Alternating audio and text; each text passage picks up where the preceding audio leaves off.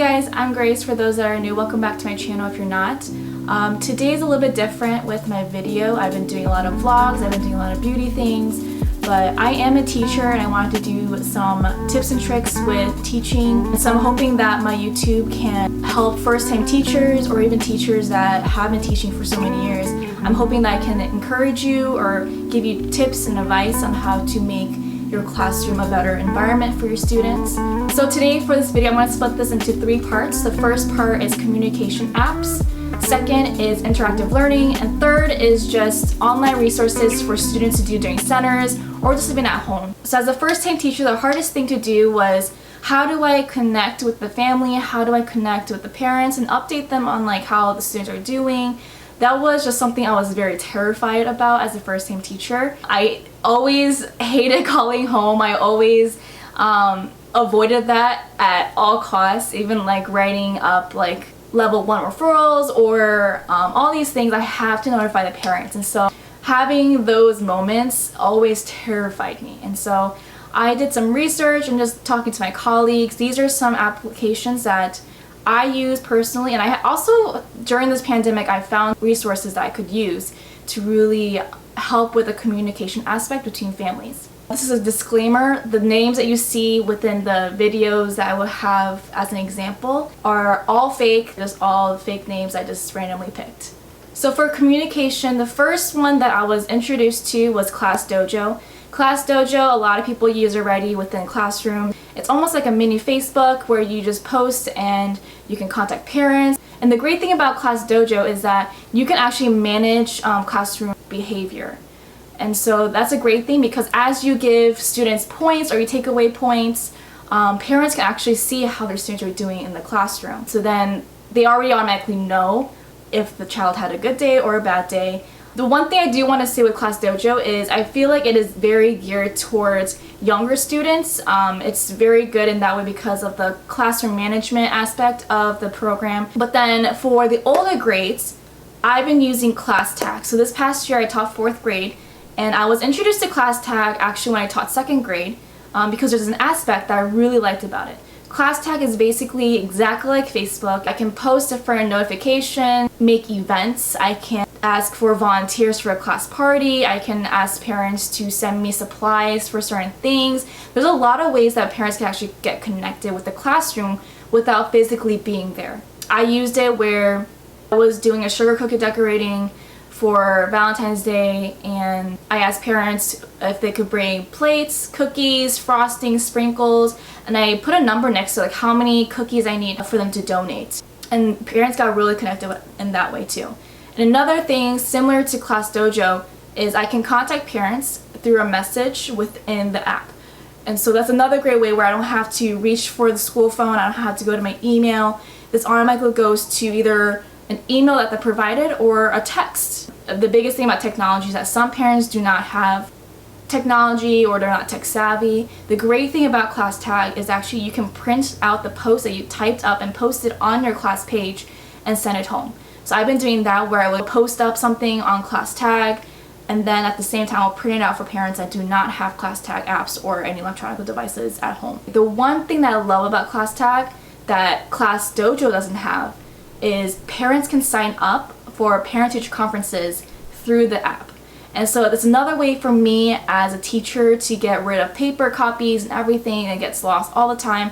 So this is a great way for the parents literally just to open up their app and click on the time that they want to meet for parent-teacher conferences. That has been very successful within my classroom, and a lot of parents actually appreciate that because a lot of kids sometimes tend to hide the papers so that I don't get to meet their parents. These next 2 applications I've been using since COVID-19 started. First one is Google Classroom. It's a great way to keep students accountable for what they're doing and what they're not doing within the classroom. I don't know how your district does it with emails, but our email is through Google. And so we have the options of using Google Classroom and Google Drive, and it's been a great experience.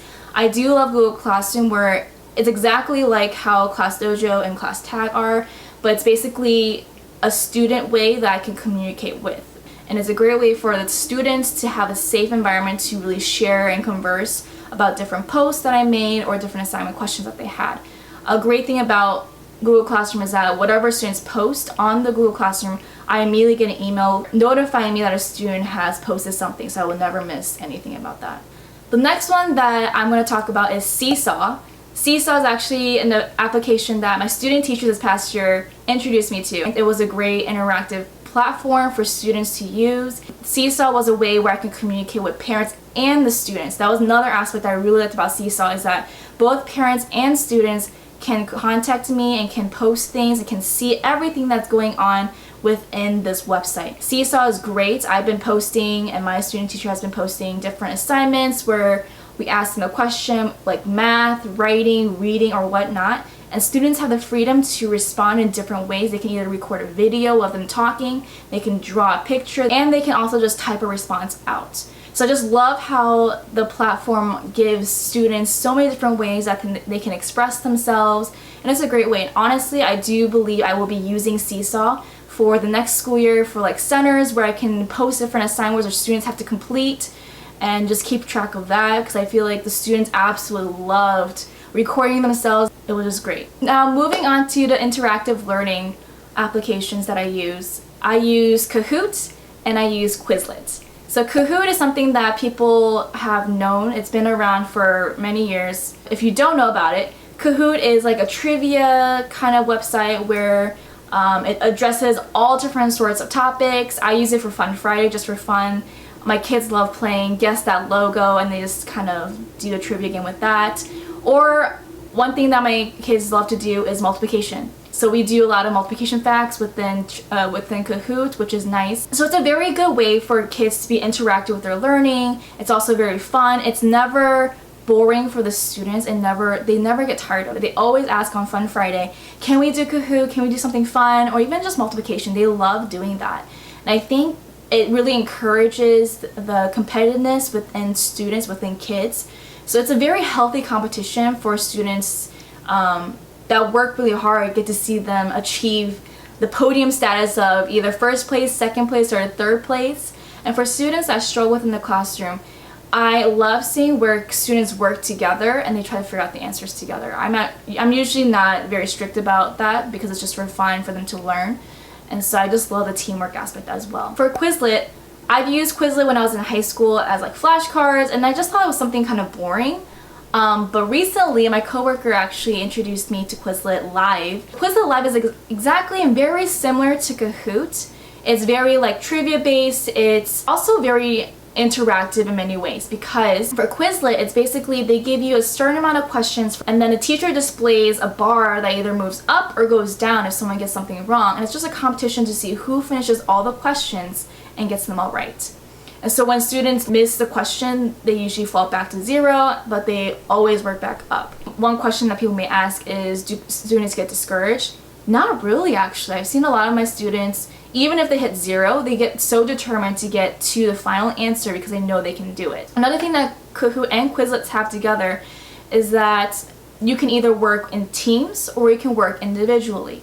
So teams and individuals a little bit different in these applications, in these programs. For Kahoot, when you work as a team, you use one electronic device and you answer the question together.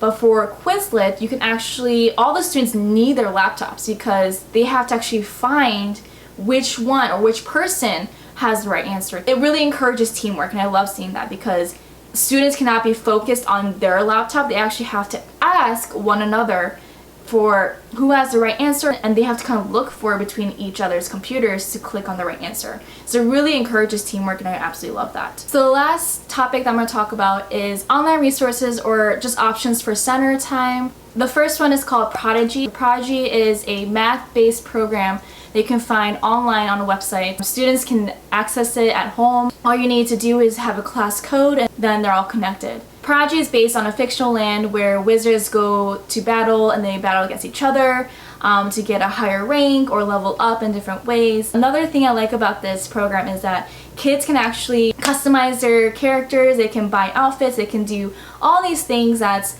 very interactive and very fun for them. Another thing I do like about Prodigy is that the students can actually go against other students within the classroom and battle it out. So in a battle, basically to win, you have to answer math problems. And so it's a great healthy competition between students to see who levels up faster and my students absolutely love Prodigy whenever they have the chance to use it. My next online resource I'm going to talk about is Spelling City. Spelling City is a great way to practice phonics, writing, decoding a word, defining a meaning of a word, and great way to practice for spelling tests. So one thing that Spelling City does have is a free option and a premium option for 1 year. The 1 year premium option is $69.95, a little bit expensive, but I definitely think it's worth it.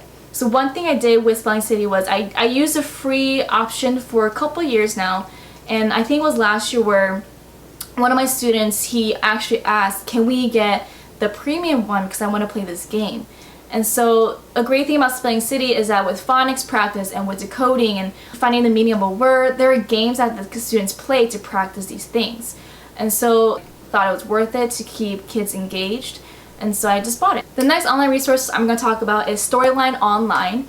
It's a great website. It's a free website where celebrities come together and they read a picture book to students and to kids.